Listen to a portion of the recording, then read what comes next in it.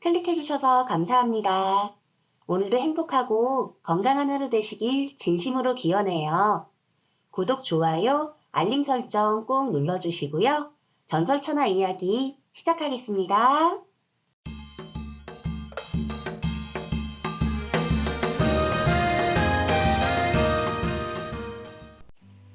차라리 굶어 죽어야지. 남의 집 뒤줄을 열고 쌀을 훔치려 하다니 하고 생각하는 것은 그냥 이상일 뿐인지도 몰랐다. 고상한 선비의 채통도 굶주림 앞에서는 어쩔 수 없었다.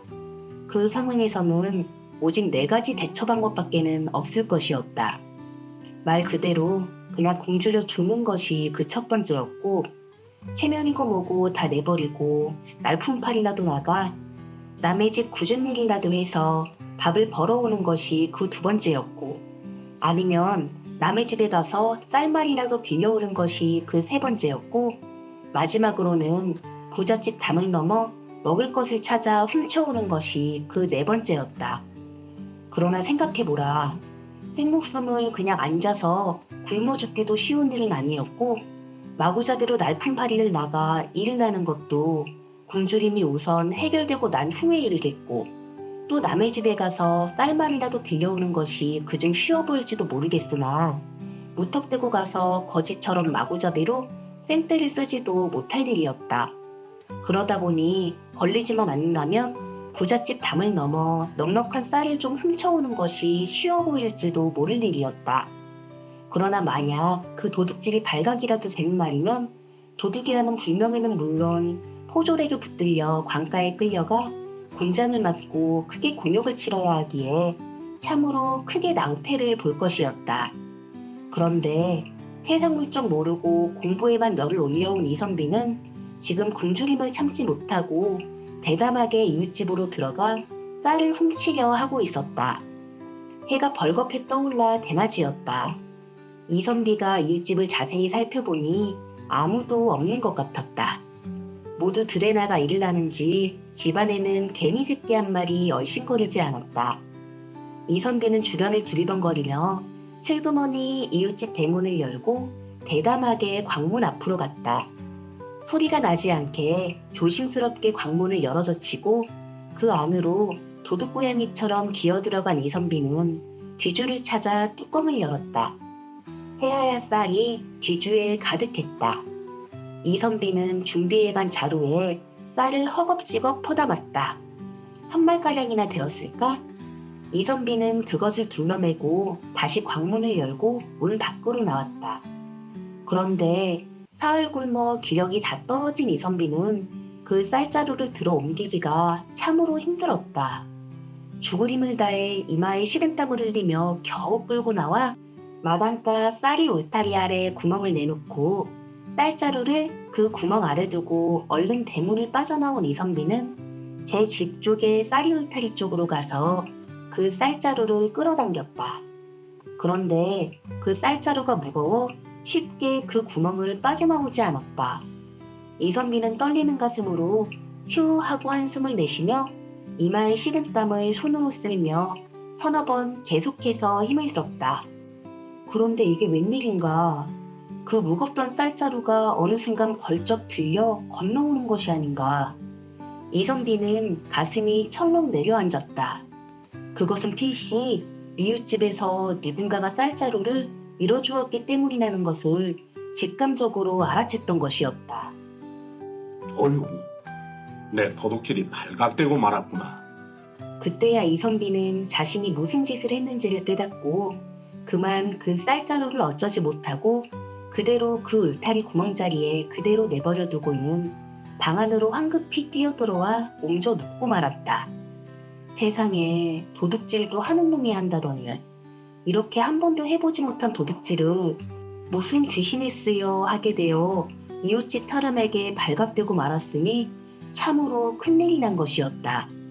이선비는 차라리 굶어 죽어버리는 길을 택할 것을 하고 스스로 도둑질을 한 것을 후회하고 또 후회했다.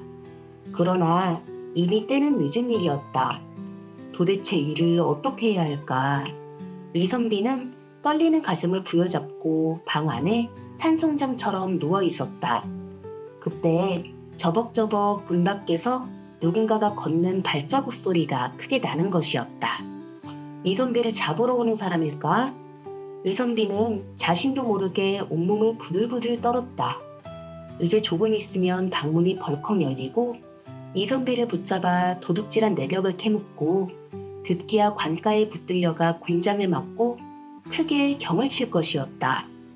동네 사람들에게 도둑놈이라고 손가락질을 받고 온갖 치욕을 당해야 할 것을 생각하는 이선비는 그냥 그 자리에서 죽어버리고만 싶은 심정이었다. 저벅저벅 걷는 발자국 소리가 방문 앞으로 더 크게 들려왔다. 그러더니 잠시 후 마루 위에 쿵 하고 무엇을 놓는 소리가 들렸다. 그리고는 그 발자국 소리가 다시 멀어져 가는 것이었다. 이선비는 떨리는 가슴을 부여잡고 얼른 일어나 문틈으로 밖을 바라보았다. 사내 하나가 이선비 집 대문을 나가고 있었다. 그 사내는 바로 이웃집 농부 김씨였던 것이다. 이선비는 콩당콩당 사정없이 떨리는 가슴을 부여잡고 재빨리 마루 위를 바라보았다. 마루 위에 바로 이선비가 훔치려다 말고 울타리 구멍에 그냥 두고 왔던 그 쌀자루가 놓여있던 것이다. 도대체 어떻게 된 일일까를 잠시 생각해보던 이선비는 순간 가슴이 뭉클해졌다. 분명 이웃집 김씨가 방에 있다가 쌀을 도둑질하러 온 이선비를 미리 알아보고는 그냥 도둑질해 가라고 방치해 두었다가 울타리 구멍으로 그 무거운 쌀자루를 쉬 끌어가지 못하는 것을 보고 밀어주었던 것이 틀림이 없었다.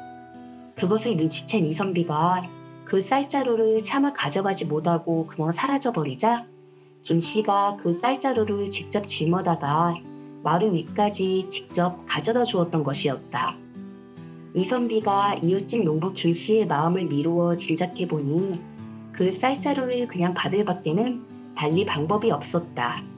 하긴 이선비 입장에서는 자신이 훔쳐냈던 쌀자루를 죽을 죄를 지었다고 그대로 가져다주며 물리지도 못할 일이었고 또 찾아가 무엇라고 공색하게 변명할 처지도 못 되었다. 이선비 스스로에게는 몹시 창피한 일이었으나 김씨 농부의 마음을 헤아려 생각해보면 무엇라 말을 할 수 없을 만큼 한량없이 고마웠던 것이었다. 그날 이후 그 일은 오직 이선비와 김씨 단 둘만이 아는 것으로 묵묵히 지나가 버렸다. 농부 김씨는 제 아내나 아들, 딸들에게도 일체 이선비가 쌀을 훔치러 왔다는 사실을 말하지 않았다. 그 일은 이선비가 마음속으로 바라는 대로 아예 없던 일이 되어버렸던 것이다.